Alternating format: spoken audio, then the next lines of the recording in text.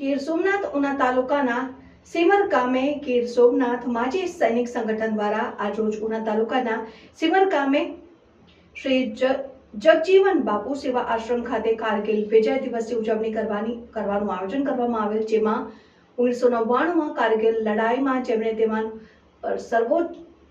સર્વોચ્ચ બલિદાન આપેલ અને આપણા અમર શહીદ જવાનોને શ્રદ્ધાંજલિ આપીને કાર્યક્રમને આગળ વધાર્યું હતું, જેમાં 1999માં કારગિલ લડાઈમાં જેમણે તેમનું સર્વોચ્ચ બલિદાન આપેલ આપણા અમર શહીદ જવાનોને શ્રદ્ધાંજલિ આપીને કાર્યક્રમને આગળ વધાર્યો હતો, જેમાં રૂપરેખા દીપ પ્રાગટ્યા, શહીદોને રીત પરેડ, 2 મિનિટનું મૌન અને પ્રમુખશ્રીનું સન્માન કરવામાં આવેલા મહેમાનો પરમ પૂજ્ય શ્રી મુક્તાનંદ બાપુ અગ્નિ અખાડાના સભાપતિ, પરમ પૂજ્ય શ્રી હિંમતજીવન બાપુ, મહાન શ્રી જગજીવન બાપુ સેવા આશ્રમ સિમર અને માન્ય શ્રી ધારાસભ્ય કાળુભાઈ રાઠોડ અને પ્રોફાઇલ શૈક્ષણિક સ્કૂલના ડાયરેક્ટર સંદીપસિંહ રાઠોડ અને પ્રભાત શૈક્ષણિક સ્કૂલના એનસીસીના વિદ્યાર્થીઓ પરેડ કરીને શ્રદ્ધાંજલિ અર્પણ કરી હતી અને આપણા દેશ માટે શહીદ થયેલાના પરિવારોને સન્માન કરવામાં આવ્યું હતું।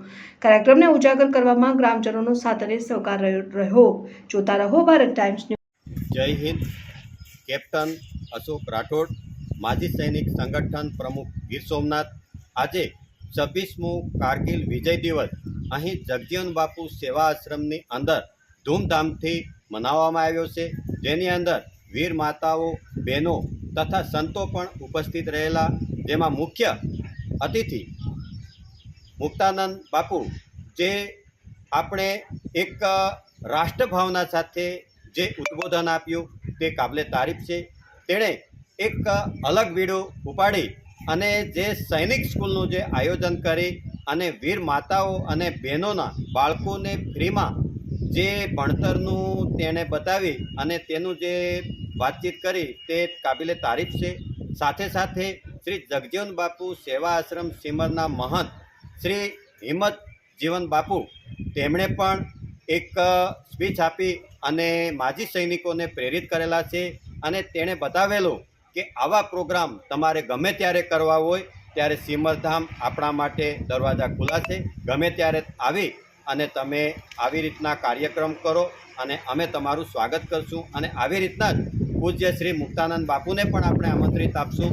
અહીં ઉપસ્થિત ધારાસભ્ય કાળુભાઈ તથા તેમજ સમસ્ત ગીર સોમનાથ જિલ્લાના વીર નારીઓ, માતાઓ, બહેનો તેમજ કારગિલના હીરો રહેલા ઓપરેશન વિજયમાં જેણે હિસ્સા રહેલ તે તમામ માજી સૈનિકો અહીં ઉપસ્થિત હતા અને એક રૂડું રૂપાળું આયોજન કરી અને રાષ્ટ્રપ્રેમના એક જાગના સાથે આયોજન કરેલ, જેની અંદર મીડિયાએ પણ અમને એટલો સહયોગ આપેલો। તેમાં ભારત ન્યૂઝનો પણ હું ધન્યવાદ માનું છું કે તે આ કવરેજ દુનિયા સુધી પહોંચાડશે અને એક રાષ્ટ્રપ્રેમની મિસાલ કાયમ કરશે। જય હિન્દ, થેન્ક યુ, ધન્યવાદ।